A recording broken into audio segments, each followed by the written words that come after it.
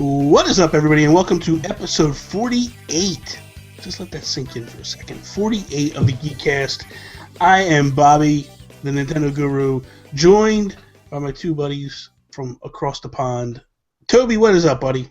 What is up, everybody? And we are joined by the prodigal son, who likes to return every now and again when his internet allows him. Alan, what is up? I am here, children. Bow, for I have returned. On you all. So let's kick this episode off like we do each and every episode with our Geek Outs. Alan, what are you geeking out about? There's so many things, I can't narrow it down to one thing. Well, you're going to narrow it down to one thing. PlayStation VR is coming out in October. Nobody I'm going to be all over that. I'm going to be sitting in my room, with a little headset on, pretending I'm in space, forgetting all of life's problems. Probably slightly drunk. But Was hey, it no mention of No Man's Sky VR though? Yeah. I know. Wah, Sadness wah, wah. fills. I know. Sadness fills me, but I'm sure they'll bring it. You know. No one's gonna- Who cares about VR? Nobody cares. I care about it. You're the only one that cares about VR. Listeners care. You and Adam Rolland At least you are the only guys, two that care about I'll VR. tell you what, I'm more annoyed that the US got that Best Buy demo thing around the country. You could go and actually play it. Oh, I didn't even see that, really? Yeah. You could queue up at like certain Best Buys around the country and actually give it a go. And That's in the pretty UK, smart. we get an email from Sony. It's like, would you like to order one? No, I'd like to try one. Oh, That's you can order one. You know what? That's pretty smart. That's really smart, actually, to get it, because that's the only way. That's the only way that thing sells, is to get it in people's hands and get them to try it. Tobes, what are you geeking out about? You might find this a little strange, but I'm. Well, actually, I got two geek outs. One, I know I'm cheating. I always cheat, but You get a one. mini geek out. Alan has finally got PS Plus. Oh, good God. Again. So Okay, so yesterday Toby goes, oh, I told Alan to get GTA 5 and this, that, and the other, and I'm like, dude, it's pointless. His internet is so crap, he's not going to be able to play online with us. And he's like, he goes, that's okay, we can kick his ass in races now. yeah. But I like this. Bitches. I like this because if you come, that means I might actually not get a DNF when we race. You still will. You're a jerk. Even with super fiber optic future broadband, Bobby will still lose. Like Alan will be driving along at 10 frames a second. He'll be crashing into everything, but he will still beat Bobby. That's messed up. That's not cool. What else are you geeking out about, Toby? I decided to get some adapters because I've got an Elgato Game Capture HD60. So I decided to get some adapters so I could capture footage from retro consoles. So now I'm able to record my SNES, my N64. As soon as I get a new PlayStation wire, I can capture PS1 and PS2 footage. So Nice. I'm excited to be able to do some videos about retro games and maybe do some challenges and stuff with That's some awesome. friends. So, yeah. Yeah, that was, you sent me a couple of the N64 got a little wonky, but the Super Nintendo was perfect. Yeah. That was awesome. Yeah. So myself, I'm geeking out about. So Tony and I changed plans. We're not moving now. What? Yeah, we're staying where we are. So, but that's not a bad thing. Are you adopting a child? No, hell no. What are you, nuts? Come on. You need somebody to come and play with all your amiibo, Bobby. Nah, trust me, I'm good. I play with my own amiibo. I'm I'm good. I don't need no little slimy, snot-filled hands touching my stuff, man. I'm A-okay, man. So where I am now, probably in 2 months' time, I will not be here anymore. I'm actually all right. moving my game room to. Into the basement, to back cave. I'm actually revamping the whole Batcave. I'm going to do a video series on it, like step by step as I go through and all that. I'm actually starting the video series today, but last night I went to Home Depot, bought brand new lights for the basement. It like lit the place up like daylight. So I was like, Nice. oh, this is awesome. And So like I got this app from Home Depot where I can actually take pictures and then add paint to the walls, and it'll show like what the walls will look like painted and all that. So I'm excited. It's gonna be cool. Like I'm gonna have a bunch of stuff. So I basically I'm taking what Sean Capri showed us that one time, Toby, where he has the two TVs on the wall. Yeah. And him and his wife can play together at the same time. So that's what me and Tony discussed. And I was like, so I'm taking my 52-inch from here, taking it downstairs. I don't have the money at the moment to go buy another 52. So we have another, I think we have like a 32 in the other bedroom. We don't use it. So we're going to put that down there just for now, just like a placeholder. But I'm excited. I can't wait. It's going to be what excites me about it is like when I do my videos, it's always this. Like you see what's behind me, and that's what it is. I legitimately have 3 or 4 different walls that will be all different themed, and I'll be able to. You can have like a Zelda wall, Mario wall, Metroid wall. Yes, I'll have an amiibo wall, which will be the podcast. So when I do my podcasts, I won't have the Zelda stuff, but it'll be all the amiibo behind me, and then I'll have a Zelda wall and a Mario wall, and then I don't have it decided on the third wall that I'll have. The Toby Shrine, you can finally have it. You can have room for it. Oh, good God! I would love that if I was like in your videos behind you all the time, just You're like sick. with like candles and incense. You are insane. You are nuts. No. That's the most uncomfortable thing I've ever heard. Yeah, exactly. And yeah, you can put a little Sonic amiibo next to it as well. Of course. You would have to go there with this. You're a sick man, Toby. Yeah, he is. He is messed up.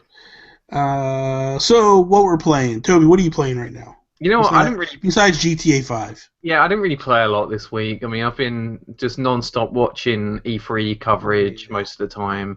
Yeah. You know, I've been pretty busy with work, so I didn't really play much this week. So. Yeah. Alan, what about you?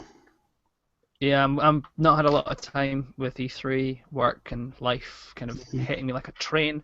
But I did delve back into Dead Island remaster last night. Nice. Nice. That's a good way to unwind. I'm going to do that again tonight, just smacking the crap out of things with a hammer. It's in Dead Island. Can you? I don't know if you've played Dying Light, but in Dying Light you can swing and hit zombies like you're hitting them like with a baseball bat, and they go flying off into the sky. Like you can like charge it up and whack them. Like can you not do that in Dead Island? No, you can't upgrade your weapons and like get. You can find like blueprints, and you can then take like a pipe that you add a battery to, and you get an electric pipe. But Nice. I've just found that actually the most effective weapon at the moment is the crowbar. I've upped it to like level 3, and if you throw it, it pretty much takes out lower level zombies without any Nice. problem. So it's look, a zombie. Poof, right, thank you. I'll take your $12. But yeah, I find it relaxed. Killing things relaxes me. Nice. Be careful.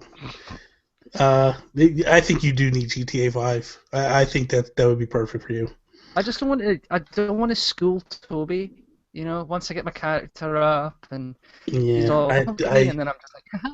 when I tell you this, and I really shouldn't say this in front of him, the dude is like a wizard. You will not have a snowball's chance in hell. The only one that is on par or better than him that I've seen is Mike Drummy, and they go back and forth. Like some games, Drummy just dominates, and then other games, Toby dominates. But it's sickening. It's such bullshit. But myself, I am playing.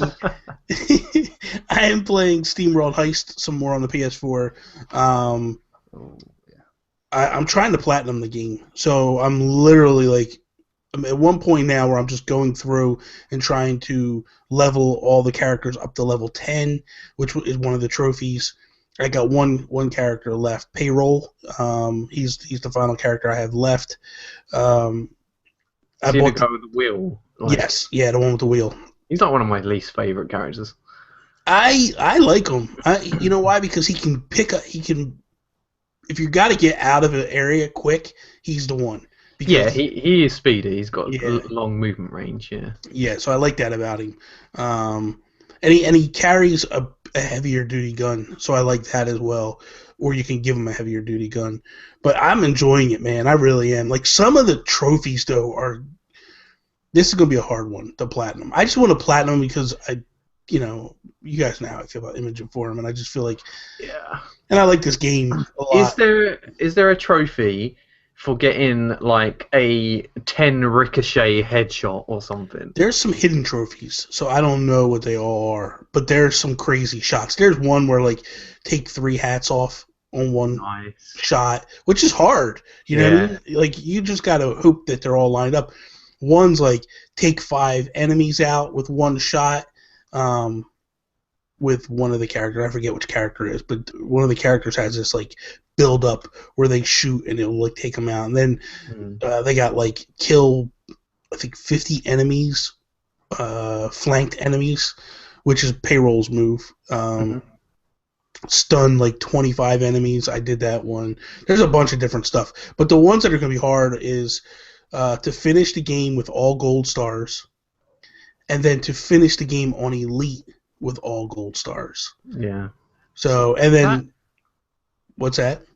That's reasonable. This is why I don't do platinums. Is like sometimes you get like, I level all your characters to 10. I don't want to do that. Yeah, that's a bit annoying.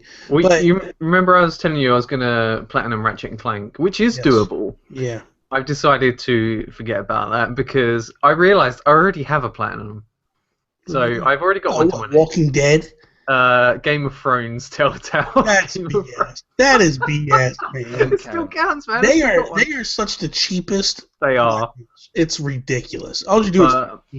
I mean, the thing, I don't have the time because now I'm playing Witcher 3 now, and that is a big ass game. So I need to spend my time on that. Yeah. All right. So I basically wanted to start off by let's go through some things that stood out for you at E3. What are some games, some different things that, like, when you saw them, it just wowed you? Go ahead, what do you got? I've got a game that I watched someone play through the first Dishonored, and I love the story, I love the stealth gameplay and everything, and the way you could tackle missions in different ways. I did get it myself, and I played a bit of it, but I didn't play a lot of it because I had already seen someone play it. But Dishonored 2 in the Bethesda conference, I think that game looks amazing. Like, graphically, it's awesome. I love the new little gameplay tweaks they've added. And the thing that wowed me the most, this is like one of the coolest game mechanics that I saw at all of E3, and they stole it from me. So, oh, Jesus.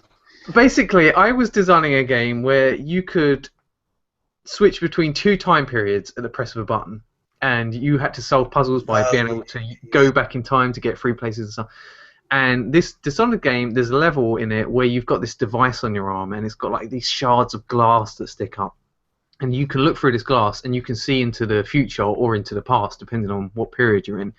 And they'll be like, because you're in this mansion, it's like, in the future, it's all dilapidated and broken, and in the past, it's all like elegant, and there's guards walking around, it's populated. And you have to like switch between these 2 time periods to get through the mansion and get past guards and stuff. And it is just so cool the way that you can see both worlds running at the same time, like looking through this glass. I don't know like how they do it, because it is like they're rendering 2 different areas at once. Like, you can see guards physically walking around through this glass, and that like character AI is there in this past version, and like you can go back in time and slay them and then jump back into the future. And I just thought it was really cool. So. I don't know. There's something about that game though that didn't do it for me, and I don't know what it was. It just, when I watched, I was like, it looks good, but I don't know. It just didn't. It didn't speak to me in terms. But I know you like the Jank Fest over. But I really felt. I was expecting people to be excited about this game. No, I wasn't excited about it. How about you, Alan? Were you? Well, I am looking forward to Dishonored 2. I mean, I love the first one, and like Toby said, I came in after it released. I was always kind of like, I'm lukewarm to it, and then my mate bought it for the PS3, and I had a go of it at his one hungover Saturday morning, and I was like, okay, this is pretty cool for the 360, and just one of the better games in that system. Just the way you could actually go from a mission and go, I can do it this way, I can do it that way, I can do it whatever way I want. But as long as the outcome is that guy ends up dead, that's fine. So I'm looking forward to it. What about you, Alan? What's something that was speaking to you during the E3 conference? Horizon Zero Dawn. Yeah. I got that one on my list too. Same. Insane. Yeah. And the fact that it's running on stock PS4, I kind of was like, oh, that's got to be a bit of a fiddle. That's Neo or something. But just the scope of that game blew my mind, and just the fidelity, the visual fidelity. I don't think I've seen a game. I actually think that game delivers on the promise of the old Witcher 3, vertical slice videos. That kind of world, rich, trees, grass, and it just looks. I don't think there's a game out at the moment that looks like that game. See, that's the thing. Like, I look at that, I look at Uncharted 4, and I go, man, do we really need a Neo or I don't think so. Like, these guys haven't even touched, they haven't even scratched the surface of what these consoles can do.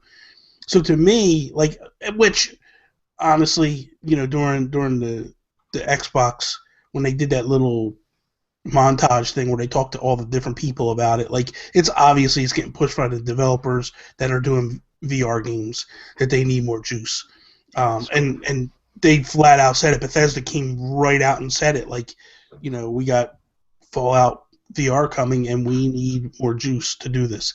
So I get it, I understand, but I look at these games like Horizon and Uncharted and I just go, man, this makes no sense whatsoever. Like, yeah, you guys are really ramping it up with the juice on this stuff. Like, it's crazy. What I loved about Horizon. Sorry, Alan. It's the combat with the way she was fighting the sort of mechanized dinosaur was so cool because the dinosaur had all these different attacks and you could attack it in different ways and its armor would pop off and then she could go and like take part of it and use it against it, and then there's a bit where she can like latch on these wires to pin it into the ground so it falls over, and it's so dynamic the way you can just do that like anywhere, and the way that the dinosaur thing, it threw like a boulder or something at the house and the house just crumbled, and I'm like, if that was any other game that house would just still be there, like, the rock would just bounce off. My first one I'm going to throw out is the Xbox One Slim and the customizable controllers. I am like teetering on the fence of buying this, and now that NX is basically pushed into next year, I think this fall I am definitely buying the Xbox One. There was a lot of games that were hitting that console that kind of just like piqued my interest, and I was like, you know what? I think it's time. I think it's time to break down and grab one of these things. But I just like the Slim. I like the white. I like the color, the look of it, and the controllers. Oh God, the fact that you can just design your own controller, and that's very cool. That is awesome. Like, and can't you put your name on it as well? You can also get it embroidered, get your name on it. Like, dude, how weird would it be having an Xbox One controller with the Nintendo Guru written I know, on it? Like, that would be awesome, wouldn't it? Mind blown. I saw a guy in the NVC group that took a Super Famicom controller, and he designed an Xbox One controller to look like the Famicom controller. So I'm really I think I'm going to do that and stuff. Like, that's going to be awesome. Amazing. The question I've got about those controllers, they work with the Xbox One standard, or I believe so. The Slim uses Bluetooth now. I think the Slim. I think it just works with the Slim, but I don't know. I haven't looked at the website. I couldn't tell you, to be honest with you. How expensive are they, though? I think Sean Capri said they were $80. Yeah. So it's a little bit more than what your normal. It is custom though, so you'd expect it to be more. Yeah. I mean, you got to figure. I don't think it's that much more because here in the United States, like that Darth Vader controller that came out was $74. Yeah. So it's not much of a difference. You know what I mean? Listen, pipe that dog down. Sorry. That dog is Yoshi? The devil. Oh, that was Yoshi? Yoshi's okay. Let Yoshi be. Okay. You're a monster. Oh, absolutely. Riley drives me crazy. Toby, what's the next thing? Or are you too busy? Sorry, he's not getting on the chair. He's gonna be squeaking. It's fine. Let him be.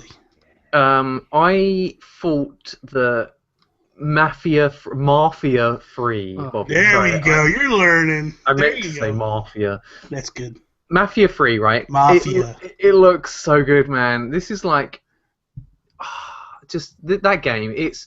It's not quite GTA in this because GTA. That's what I want to know. Do you have any interest in a game other than a GTA style game? Dude, it's not GTA. That's what I'm saying. Like It's very close. It's an open world city like a GTA, but it looks more like Max Payne in like the way that the character moves and the shooting and stuff.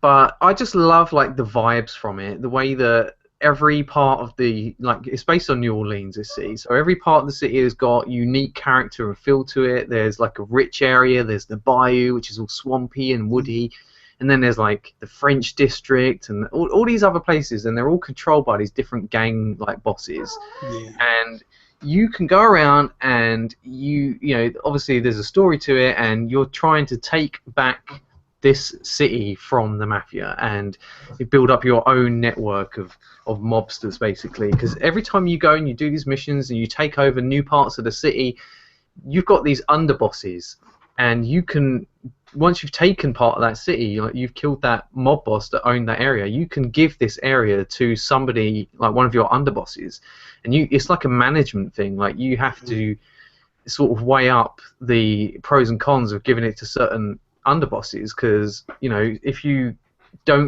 give all of these city districts to like one or two people and you leave somebody else out, they're going to get angry because they're not getting any of the business, so they're going to like turn on you and you have to go and kill them. Like I just think that sort of dynamic to the gameplay and the story is really different and cool, because GTA doesn't have stuff like that. So but yeah, I'm really excited for it. I'm not really excited for it, but I am looking forward to it. When it hits, I'm definitely going to get it. I played Mafia 2. Mafia, not Mafia. I played Mafia 2. Never played a Mafia game. Never played a Mafia game. Mafia. It is Mafia. It's totally Mafia. It's also aluminium. No, it's and not. colour is spelled with a U, so deal with it. It's not. Unfortunately, you are bastardizing the English language. It's also a lift and an escalator.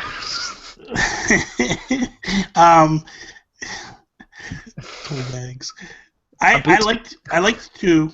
I really liked 2 a lot. You know, it felt a lot of I got a lot of GTA vibes when I played 2.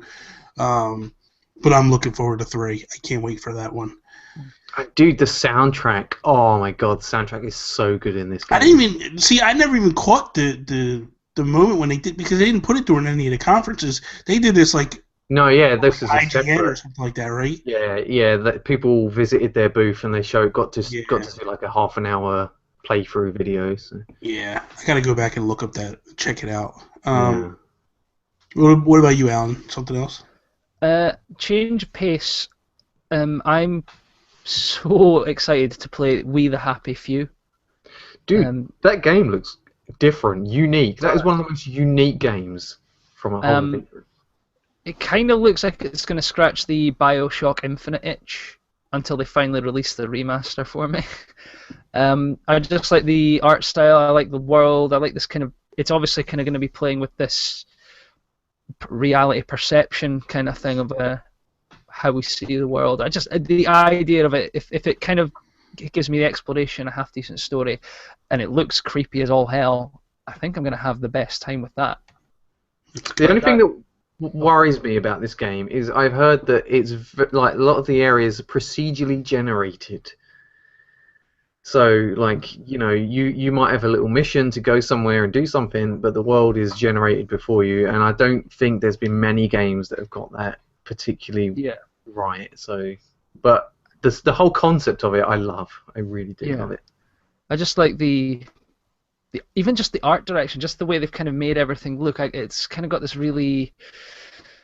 I don't know. I've just started reading 1984, and for some reason, whenever I think about that game, I go kind of back to the way that world is described. Just really kind of dark and oppressive, but this kind of just try to mask it with a little bit of humor, even though it's creepy as all hell. Yeah.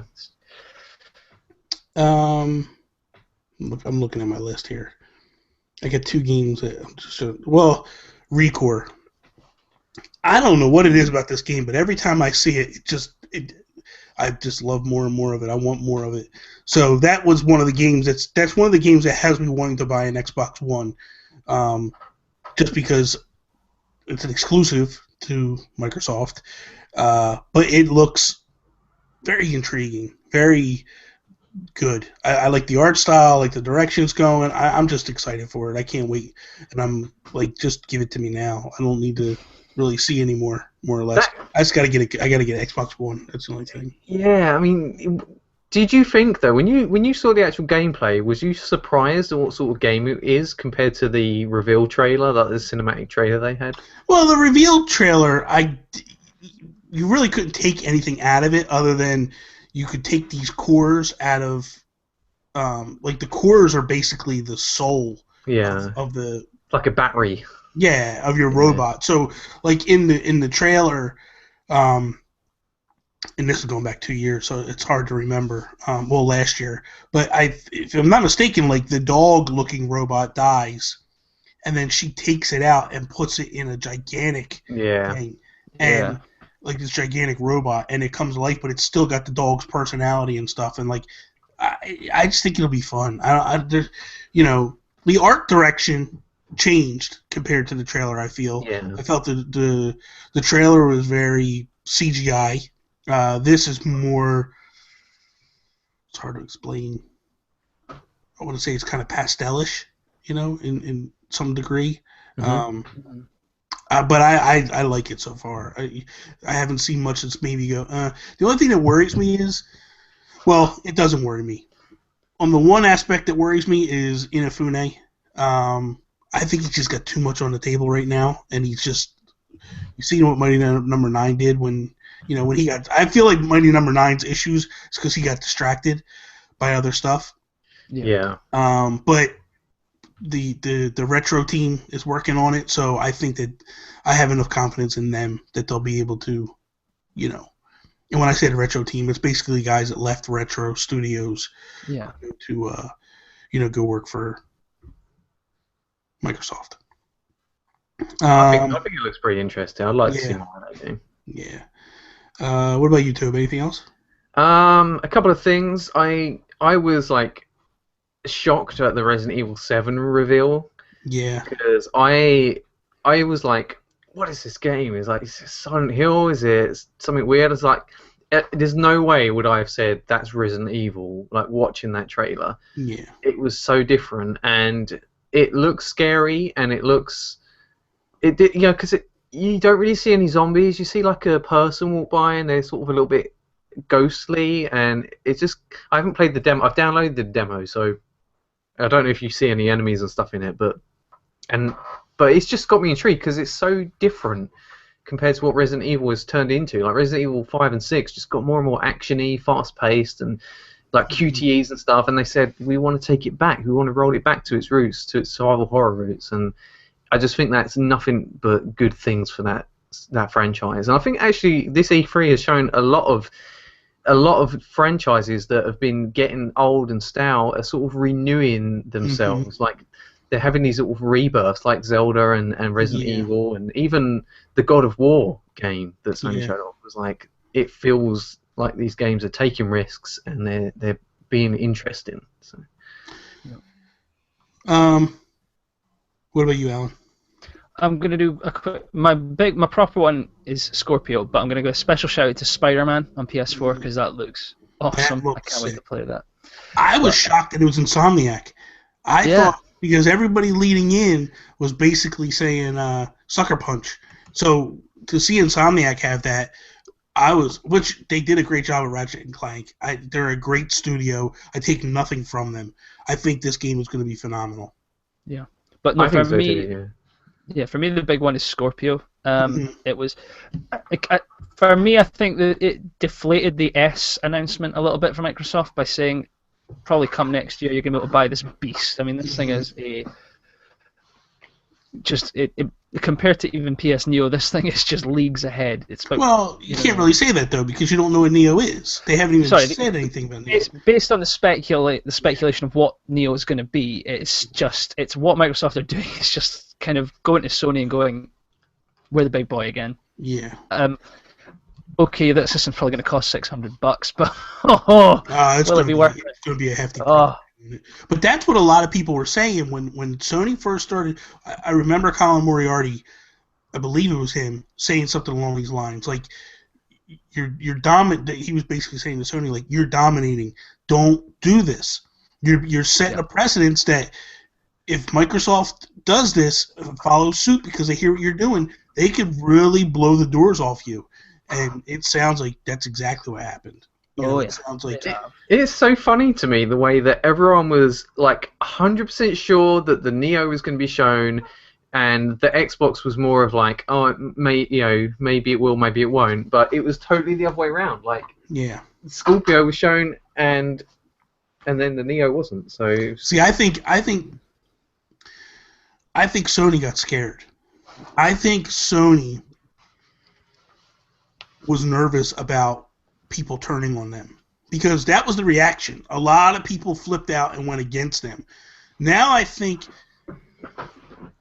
because they've seen how Microsoft approached it, I think it's going to change the perception, I think, of people. Like I said beforehand, I said, if this is just a half step, just because you want to give the developers more power just for the sake of making games, or you want to go the way of PC gaming to some degree, I don't want anything to do with this. I said, but the only way I would give a pass is if it's because of VR. Because I always felt, to some degree, this was all about VR. That these consoles that were here now, they were good enough to handle like these tech demos and things like that, but when the big boys came and they really started making games based for VR, they weren't enough to handle it. I think for me, it seems exactly what it is. I look at Scorpio. I look at even the Neo's not a half step because compared to the PS4, it's still huge in terms of performance upgrade. But you look at Scorpio, and they're kind of going.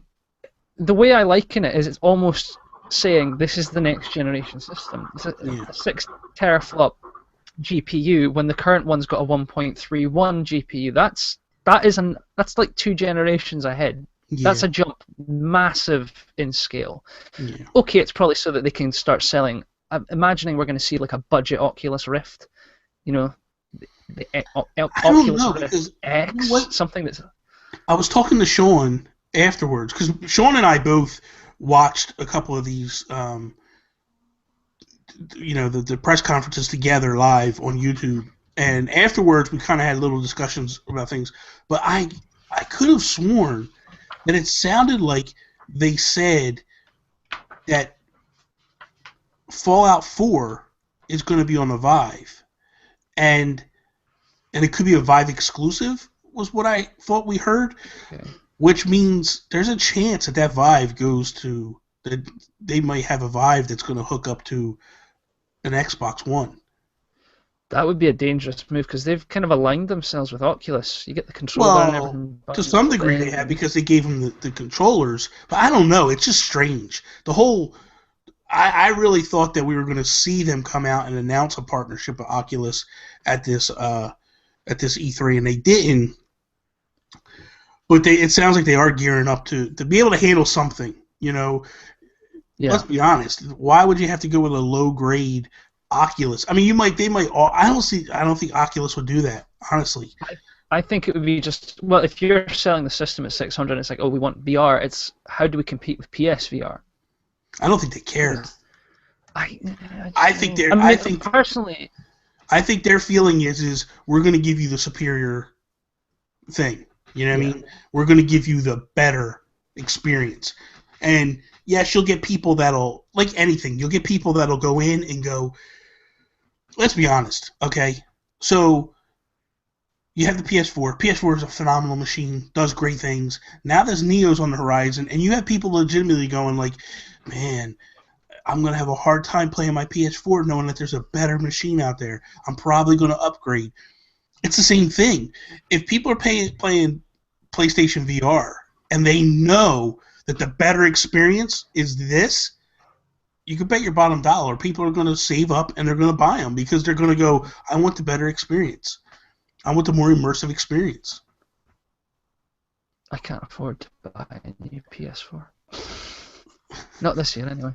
Or next year, because I've got NX. Yeah. Let's jump into that real quick here, because there was a couple things at Nintendo that came out of Nintendo.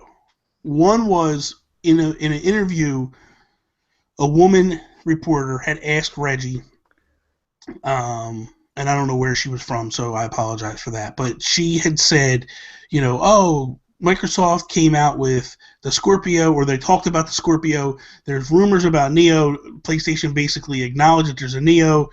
Will the NX be up to that? And he basically came out and said, we're not about specs. We're about experience and gameplays and all that Content, stuff. Content. And that immediately freaked the Nintendo community out because they're like, oh, they're done. They're done. And it didn't freak me out. No, it didn't freak me out either. I'll tell you why it didn't freak me out. Because I don't expect them to try and compete with Scorpio and Neo on specs. No. What I expect them to do is close to a PS4 on specs, but they say we're focusing on content. I'm hoping that that's going to mean lots of good games. Yes. Yeah. I'm happy with Uncharted 4 and The Witcher 3 and what I've seen of Horizon. I don't need my games to look any better right now. Maybe in 5 years' time I'll be wanting something that looks better, but right now I'd be happy with that level of specs from a Nintendo console. So as long as I get a lot of good Nintendo games, and it would be nice to have the third parties on board as well. If that means more content, less specs, then I'm okay with that. And the thing of it is what people are forgetting, especially Nintendo fans, because a lot of them live in this bubble that it's all they listen to is Nintendo news. Let me explain something to you. When this came out, Sony sent notices to all the developers. If you're going to work on the Neo, the games need to be also able to run on the regular PS4. You cannot have frame rate loss. You cannot have it needs to run the same as the other one. As long as that's the case, Nintendo's fine. Because that means the developers have to make the games for the PS4 like a normal system. And if it's basically like, hey, we're going to now port it over to Nintendo, the game's there. What killed the Wii U was, and this is where people are like, oh, well, it's going to be the same thing as Wii U. No, it's not. It's not going to be the same thing as Wii U. Because what killed the Wii U was these guys stopped making games for the PS3 and the Xbox 360. And they started making games for the 4 and the Xbox One. They're not going to... You can't port those games down. And an example is, when I talked to Image Forum, they basically said, like, hey, when we build a game, when we did SteamWorld Heist, we build it for the 3DS first. Because that's the weakest power of them all. And then we take it to the HD ones. Because if it's running on the 3DS, it can run on all that other stuff. And we know that. It's very hard to go to an Xbox One and then go, okay, or in this case, it's very hard to go to a PS4 and then go, okay, now we're going to make it for the Xbox One. Now we're going to make it for the Wii U. Now we're going to make it for 3DS. Because you have to cut things out of the game. Yeah. Now they can add stuff as they move on. And so in theory, if they're making games for the PS4 and the Xbox One, it's an easy port over to the NX. In theory. That's if we get what people are rumoring and saying. Yeah. I think Nintendo's fine. I really do. And if, as we move into our final topic, Zelda, I think anybody that played Zelda or seen Zelda or anything this week, you gotta have new hope for Nintendo. That game, for me personally, blew me out of the water. I had been saying, I think what blew me out of the water was I kept saying leading up to E3, this is what I want. I want Zelda 1, the original, new graphics, new everything, and that's what I feel like we got to some degree. A huge open world, no somebody holding you by the hand and taking you around and saying, go here, go here, go here. You just go where you want to go. And that's how the original Zelda was. You just went where you wanted to go. So I think if that's the new direction that Nintendo's going, where they're going to like, and Miyamoto came out and said we have a new style Mario game. I'm excited. I'm like, let's see what we can do here, man. Let's go with this stuff. It's so cool because it's a younger development team working on this Zelda. You know, it's got a new director. And Aonuma is the producer now. He's not the director of it. And I just feel like it's a thoroughly modern game that they're making. You know, it's got all these modern mechanics, and it's got tons of unique Nintendo ideas in there as well. And just like the whole feel of it, it just feels like they're finally coming out of their slump, and they're building something that can appeal to a lot of people, and it feels modern. You know? And it's good. It's the biggest change up in that franchise since Ocarina. Oh yeah. You know, when we first went 3D, now it's like proper open world. Explore it as you want. Come at the puzzles. At least come at the puzzles as a way as you think you can. Tackle the dungeons in any order you want. I mean, in short, it is the freshest take on the Zelda series since Ocarina of Time, and that's what, 15 years old? More than that? Yeah. You know, it's crazy to think it's taken that long for them to kind of tackle the franchise in this way. I hope this means that this is where we get the franchise going forward, because I think anything more traditional is going to feel like a step back. So hopefully this is the franchise going forward. I feel like this is the type of game they need to bring the core gamers back to them. And what I mean by that is this opens the doors. If this game sells and this brings a lot of people back, now, because when I looked at this game, I thought it looks like Fallout 4, it looks like Metal Gear Solid 5, it looks like, you know, Last of Us with the companion type stuff and all that. It looks like Minecraft it looks like Monster Hunter. Like, I had those vibes I had those vibes when you had all that. Now that said, if this game sells and does really well, which I think it will, and it brings the core fans back, now the thing that everybody always said doesn't sell on a Nintendo console, which is hardcore games, it might start bringing those developers back to go, hey, we should try a Fallout 4 or a Fallout 5 or whatever their half step is on this console. We should try, you know, a Metal Gear type game on the, you know, like that's what excites me, because I look at it and go, this is them, because ultimately what hurt them was they just made Mario, they made Zelda, they made Metroid and all that, and like you really didn't have those games that were out of the cookie cutter family oriented games. This game, I mean, it's not a lot of blood and guts and gore, and that's fine, it doesn't need to be, but the mechanics and all the different things are those other games. Just basically... Dude, as well, I mean, like, this game is full of cool mechanics. Like, the combat, for instance, it's got RPG weapons with stats. The weapons break, they've got durability. If you knock a weapon out of an enemy's hand, you can pick it up and hit them with it. Like, there was these skeleton things that you could pop their head off, pick up the head, and chuck the head at another skeleton. It's like, what games can you do that? It's just so cool. I was watching Jose Otero and Andrew Goldfarb. They were talking, and Jose got into a section where he was saying, like, he was fighting, I forget, they're like the little moblin type things, and he was frustrating the guy, like the enemy, and he took his sword, he took his shield, or he took his weapon from him, he took his shield, and he said the thing got so frustrated, it ran over and picked up a rock and threw it at Jose. That's amazing. Like, the AI there is so good. It's unbelievable. Now, I did hear from a few different sources that, like, there was a couple of frame rate issues, like some dropping of frame rate on certain sections, and things didn't look perfect, which, that's exciting, because that means that thing was running on a Wii U. It wasn't. My fear was what we were watching was an NX. And they were clearly using a gamepad, though. Unless the NX runs the Wii U gamepad. Like, well, you never know. You never know. I was looking at the. I've been posting the same photo over and over because I think it's stunning. But I was looking at the photo, and the thing that I've clocked is I've figured out what NX is going to have. It's just going to have better draw distance. It's going to have, like you're saying, better frame rate. Yeah. And that's how you know this is running on Wii U. It's it's the imperfections. Yes. NX is going to give you that game. It's going to run amazingly. Yeah, Wii U, it's going to run the game well. Yeah. I still can't believe when I saw that opening the HDR, it looked like HDR lighting of just the kind of light kind of realistically blooming, then falling in, and then you just had this massive open like vista, and it's like, wow, that's huge. And then today, I think they've just revealed that the overall world map is like 326 kilometers.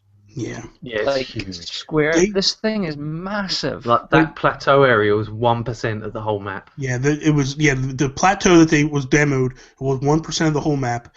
They said that the biggest open world Zelda game to date is Twilight Princess. They said this game is 12 times the size of that.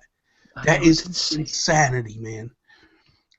I was watching Nintendo Minute last night, and they had Enuma on there, and they said that there is either over or there is 100 shrines that you can go into, and there's puzzles in all of them. Dude, this is madness. The only thing that obviously didn't show it, they didn't discuss it, they were trying to not spoil anything with this. The only thing that I hope, the one thing that I always love, and I think everybody loves, is the dungeons of Zelda. So I'm hoping that there are dungeons. Yeah, me too. The other I think there will. The other thing that was exciting was for people that watched this. I know that a lot of people at first were like, "Well, there's really not much here. Like, there's not many enemies. There's not this. There's not that."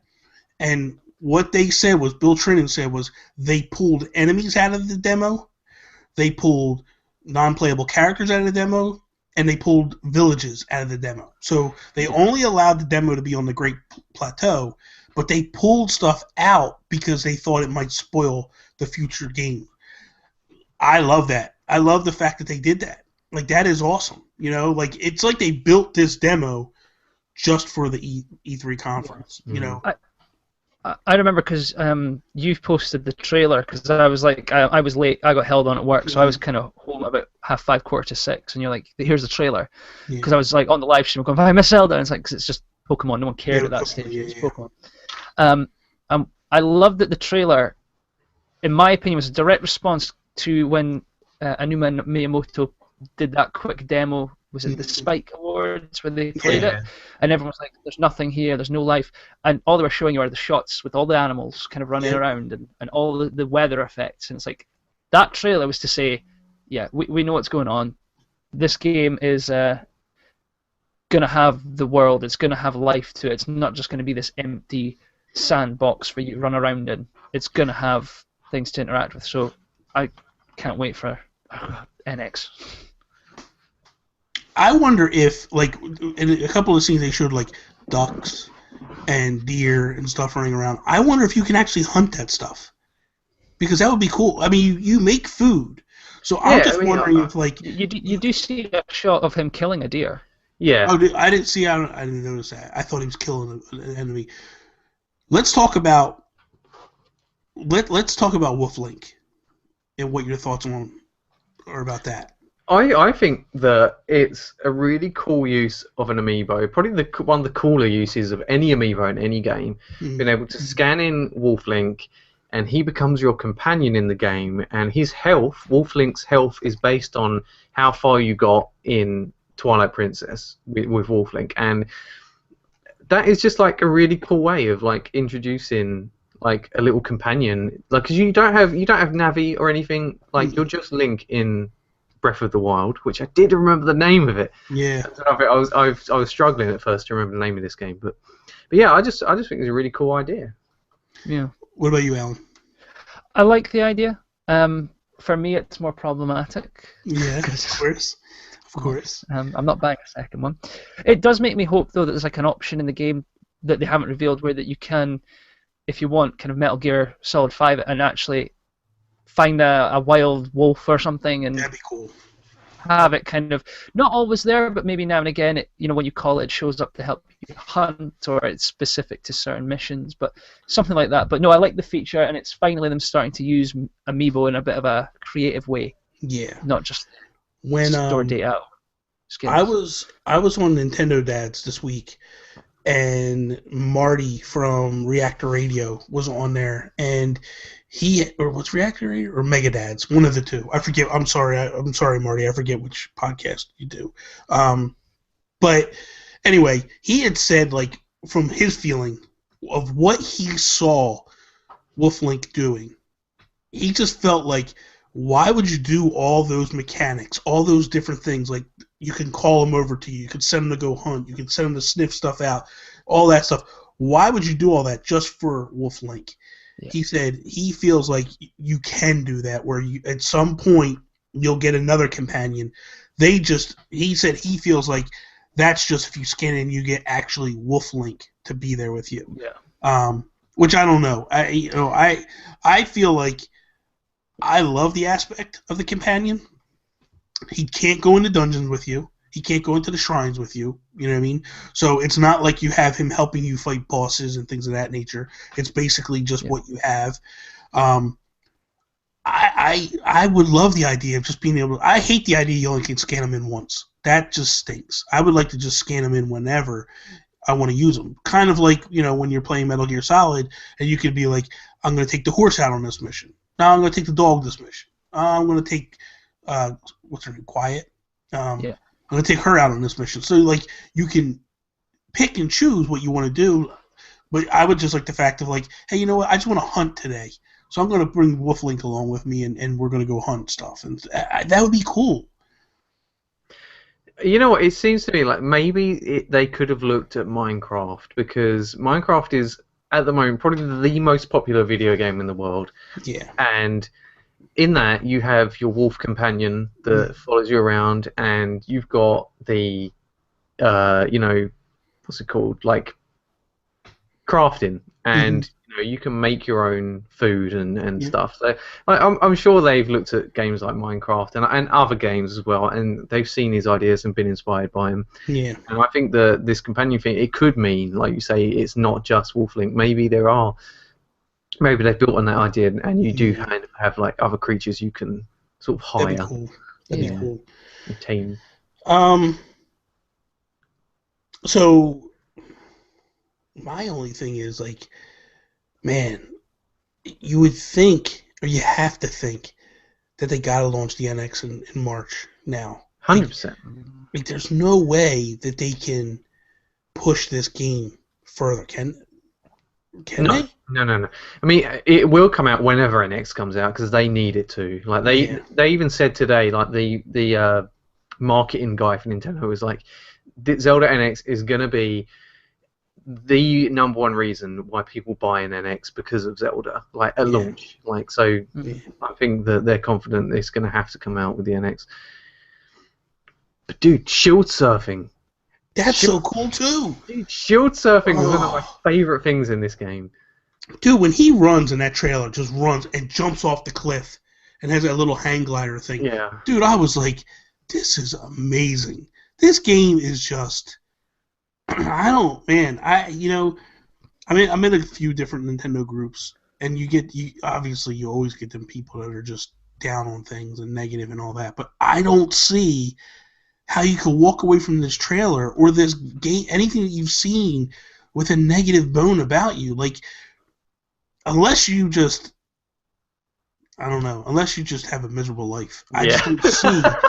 I really don't. You are so right. Like, everything I see about this game, like, there's so many cool elements to it. Alright, you might not be an open world game fan, and I can see maybe that you might be a bit put off. Maybe you're more of like a story focused gamer. Yeah. So, and they didn't show any story stuff. They showed no story. They had the old man NPC that people were speculating he's from the cave in the original Zelda, but they also speculate he's the king of. Oh yeah. Wind Waker, yeah. But I don't know. I mean, they took all that out for the demo, didn't they? But they did mention the smoke around Hyrule Castle is Ganon. What did they describe him as? It was like, what was the term? It wasn't like Phantom Ganon. It was like something weird, like. It was a strange term, because was it Bill Trinan just said it almost like in passing. Yeah. Moved on. Anyway, the thing is, I don't know about you. I don't want to see any more. That's it. You gave me E3. Just launch this game now. Don't show me any. Give me maybe a story trailer, but don't show me any more. I want to figure all that. I want to find out about the exploration. I want to find out about the crafting when I play it. Well, I wouldn't mind them showing the crafting section. Like, because let's be honest, that can be daunting if you're not really sure how that stuff works. There's some stuff that I wouldn't mind them showing. I wouldn't mind a trailer with more voice acting, so we could see the expansion of how much voice acting is in it. Yeah, because I'm unsure about the voice acting because everyone just assumes that there's going to be voice acting in the cutscenes. Did they confirm that at all though? Like, I thought somebody said that there was more when you get to the towns and stuff. What's that? Did Joey Ferris? He'd been playing it. Did he not mention in a tweet or a Facebook post about voice acting? I can't remember. I didn't see every single. He was tweeting so much and stuff that I know I missed a lot of stuff that he did. Smug SOB that he was. You know what I really liked as well was the magic, because you had like these different powers. You had like a telekinesis thing where you could move stuff. Yeah. You had the time stop mechanic that you could like build up kinetic energy in rocks. So like you could freeze a rock and smack it like 6 times, and then when you unfroze it, it would just launch off into the sky. It's like amazing. And I think even the bombs were part of that magic. Like they had like a cooldown on them because he sort of just pulled them out and they were like ethereal and blue and stuff. Yeah. And there was 2 different types of bombs. There was like a rolly bomb that you could just roll down a hill to some enemies, or there was a square one that wouldn't roll, so that would be better for like putting it next to something to blow up. We missed a segue earlier. The Breath of the Wild amiibo series. Oh God, dude, I love them. I love them. Amazing. They are cool. I think they're gorgeous. Now, they're prototypes. The ones that they showed are still there, but they're the final prototype. So I would expect some changes before we get the actual thing. I don't think this is exact, but what we have so far, give it to me now. That thing is awesome. Seriously. It's huge. That Guardian one is like, it looks silly on the little tiny round amiibo base, and it's like overflowing from it, and there's like the tentacles coming off and that. But here's the thing I love about that one. If you look underneath of them, it's like broken rubble and all that. Sitting on top of the round base. I love that they did that. I think that's awesome. I love what they did with the Archer Link, where they did like a smoke or something coming up, like clouds up underneath them. No P stands or anything. Yes, that was awesome. I know that people have been complaining about the horse with the plastic on its chest or underbelly. Oh, I didn't see the plastic on the horse. Yeah, it's so that one's a little. But I don't know what you do otherwise. You know what I mean? I'm not sure. Like, I thought that horse looked a bit small. I don't know. That horse looks pretty big to me. I don't know. I mean, when you can, I haven't seen anyone hold them. I've only seen the promo shots, but I don't know. Oh well, Bill Trinan was holding the guard. Bill Trinan held the Guardian, I think, but he held the Guardian, and that thing literally overlapped his hands. Yeah, and it's going to be a big one. And the tentacles are posable, so you can kind of move it around and do what you want to do. What the hell is going to happen with the custom amiibo with these? Like, can you imagine like Gandacris getting their hands on these and just? The stuff I don't know, And that's got to just be the first 3. There's going to be a Ganon one. There's going to be a Zelda one. Yeah. And these are characters we've not met yet. So. Well, I think that they didn't show. Okay, so they didn't talk about the functionality of these 3 amiibo, right? And they didn't talk about anything other than these 3. And I think because when you looked at all 3 have been showcased so far in trailers or existing stuff. I think we're going to get more. I think we'll probably get like 10 by the time it's done.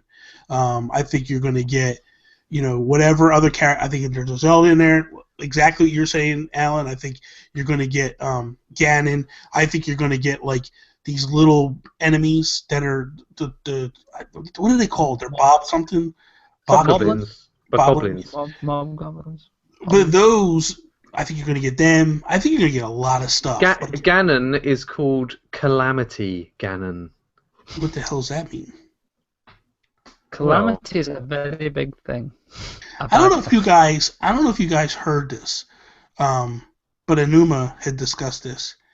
Either him or Miyamoto. I forget which one. Because they both were doing side interviews and stuff away. but the fact that you can go right to Ganon or whoever the end boss is Yes. right away, like that Dude, is awesome. It's incredible. You know, I mean that's like a speedrunner's dream. They'll just run out there. But Yeah, can you imagine the sort of challenges people are going to come up with for oh this game? man, but you're gonna get smoked. There's no way you're gonna be able to beat them. You know, because Oh my god, dude! Sorry to interrupt. There is a GIF of Calamity Ganon on the Zelda Informer website. It looks crazy. It's got like eyes in it. It's like Phantom Ganon, but he's got like sort of ink behind him with like red bits in it and stuff. Yeah. it's flying around the mountain, right? Dude, it's the flying around the castle, yeah. castle. It's the what? Wow, he's flying. He flies around Hyrule think- Castle. Okay. I think the question that I've not seen asked, and it's the important question, and I think we should be the first to ask it, is how does Tingle show up in this game? I would love it if Tingle was in this game. And does he have an amiibo? Because he better. Lord. Oh, No, please, he has God, to be in no. it. Oh yeah. He has to. It'd be cool if, like, they did one of the old man. No, it wouldn't. Who wants Yes, it old would. man amiibo? I would. Because he's an old man. Dude, that guy, if that's the one from the original Zelda, because I think to some degree this is basically a reboot of the original series. You know, like they showed the picture from the, you know, they showed the picture of the original NES game booklet where Link is walking up the cliff and you see the mountains in the backline, and they actually took and they showed where in this game you could do the same thing and it shows the backdrop and all that. I think this is basically the same thing. Like, and they named this guy Old Man. That's what his name was in the original Zelda. So for me, I would love it. You know, if it does something like where you scan it in and maybe it gives you a weapon or something. I've just had a cool idea, right? If you scan in a Sonic amiibo, right? What if he gives you Sonic clothing that Link can wear, like a Sonic tunic with blue trousers? Like, what if it increases your speed? I've never hated you more than I hate you right now. Yeah, listen to the listeners out there. We apologize. There's something wrong. There's something in the water in England. They're just really whacked out when it comes to this blue moronic character. My sincere apologies to you all. We'll work better to do something with this guy. I think I'm gonna get a mute button. Yeah, I'm gonna get a mute button. So whenever he decides to talk Sonic, we'll just end him. I will work harder on that. I owe you all that. So you can never. What's that, Toby? We can't hear you. What's that, Toby? Huh? Yeah. Go ahead.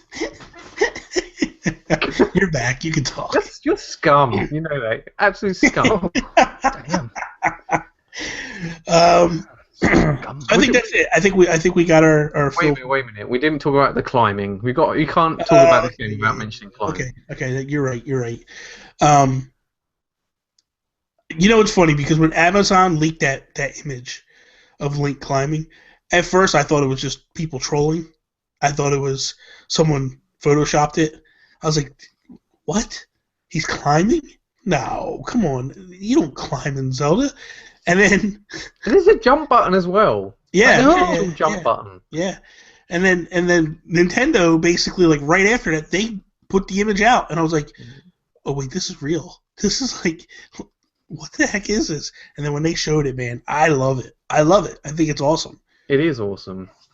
The other thing that's really cool about it is like, when I was watching the one time, Audrey Drake was playing, and was it just me, or was she very creepy during this? What? You can't be mean to Audrey. No, I'm not being mean, dude. I'm being honest. Nice to Audrey. No. Listen, she kept taking her shirt off, and like, it was weird. I would do that. No, well, of course you would.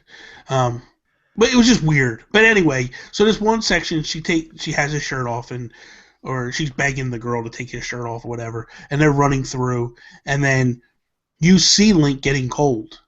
So she made these chili peppers, like this stew or whatever, and ate it, and it warmed him up. And it warmed him up for so long. And then But the whole time you're working to get to the top of the mountain because she said there was an old man, one of the old men. He had a quilted shirt that would keep you warm, and that was the whole aspect. So like that is cool. Like you actually need certain gear to get to certain areas and all that. Like it's environmental aspects like that, like weather affecting your character is just again something you don't see a lot in games, and it's modern. It's awesome. I like the idea that Nintendo is leaning more heavily on their younger developers now. You've seen what they did with Splatoon. They took a brand new IP, threw it on his ear. I think you're starting to see this is what Miyamoto has been doing for the last 15, 20 years, working with these young guys to get them to think outside the box. And this is honestly, and this is another thing I want to say. For all the people that felt like because Star Fox was a train wreck, that Miyamoto should be gone, now what do you say? Because he was involved in this game. Don't think so. The man. Look, let's not turn this into a Miyamoto argument. He is the Steven Spielberg of video games. However, even Steven Spielberg made Kingdom of the Crystal Skull. So let's not whitewash his mistakes. Yes, he's done a lot of good. I didn't say that. What I'm saying is that just because you have one bad game doesn't mean you should ship the guy off the pasture. I'm saying that one bad game, okay, but he gave us what Nintendo asked him to do. He did what Nintendo asked. You're right though, Bobby. It's exciting that they are leaning more on their younger developers. They're coming up with these new ideas. Toby's like, let's get out of that conversation. Yeah, like Splatoon and the new Zelda, and the way Miyamoto mentioned, they're working on a new type of Mario game. Yes. Gets me excited because it sounds like maybe they're going to change the formula of Mario up a little bit. And as worrying as that can be, like I think that it's what Nintendo needs. It needs to do this. It needs to get new ideas in and. You can't grow if you don't try, if you don't take risks. If you keep doing the same stuff over and over and over again, you're never going to expand. You're going to keep doing the same exact stuff. And that's what I like. You know, that's the biggest complaint of people is like, oh, for the people that don't want to play Nintendo games anymore or feel like they're too cool for it or too old for it, that's their biggest complaint. Is, oh, they just do the same thing over and over and over and over again. And now they're saying, like, we're going to go try different things. And this, to me, was a test. You know, and I haven't played the game yet, so I don't know. But everything you're hearing, everything you're seeing, it feels like they passed the test. Now, what we get in the final product is going to be a different story. But I feel like you need to take risks. You need to try different things and do different things, or you're never going to grow as a company or as an artist. And essentially, that's what they are at the end of the day. They're all artists and they're all doing their thing. But I want to see them do more new IPs as well. I like to think Zelda, as we see it, is maybe a mission statement of Nintendo going into NX of we are going to try radically different things because we're at a point now where we've got nothing to lose, you know. Yeah, I agree. Like this brand new Mario, something a completely off the wall Metroid game that you wouldn't have expected. Yeah. You know, maybe more survivor horror than a platform adventure. Just go to town, try it. Give us new IPs. But I think what Nintendo needs to do is not listen to the fan base to some degree, because you're going to ruffle feathers by doing this. You know, you're going to get a bunch of people that aren't going to like it because they want the traditional stuff. Mm-hmm. They need to push forward. They need to go forward with this. You know, they have to. I feel like if for the survival of this company and to keep going, they need to change things up. You know, they can't be stuck in the 80s, and that's what I feel. That's what excites me, because I feel like they're basically they're not clinging to their past. You know, they are to some degree, but they're not. Like if you want to cling to what you did in the past, that's where you do the T-shirts, the shoes, the different things that you know, sell people on that, like the retro stuff. For the games of the future, you need to advance. You need to, you know, they've lost a lot of fan base because the kids that they were catering to back in the 90s have all grown up, you know, and they're on to different things now. And that's what Nintendo needs to do. They need to go recapture that and go for it. So I'm excited. I think we're looking at exciting times. Yeah. I think that's it, right? Yeah, I think so. There's nothing else I got to talk about, Toby? You're not going to pull me back into this conversation? No, I'll let you off. Well, we could talk about fire and stuff, but I don't know. There's just so much cool stuff about Zelda. We could. I want to see Allan's stream where he's just lighting Hyrule on fire, the entire world, because that's going to happen. You know it's going to happen. He's just going to sit there with torches. I'm going to burn that sucker to the ground. So that you is see the deers all cute cooking. Yeah, exactly. That is all. Thank you guys for listening to us on iTunes, SoundCloud, Stitcher, watching this video on YouTube if that's how you consumed it. You can follow me, Instagram, Twitter, at Nintendo Gurus. You can follow Toby, Instagram, Amiibo_workshop. That's right. You always get me messed up. And then on Twitter, Toby's_take. Allan, Instagram, Twitter, Allan_Paxton. That is all. Peace, mother. Bye. Love you, baby.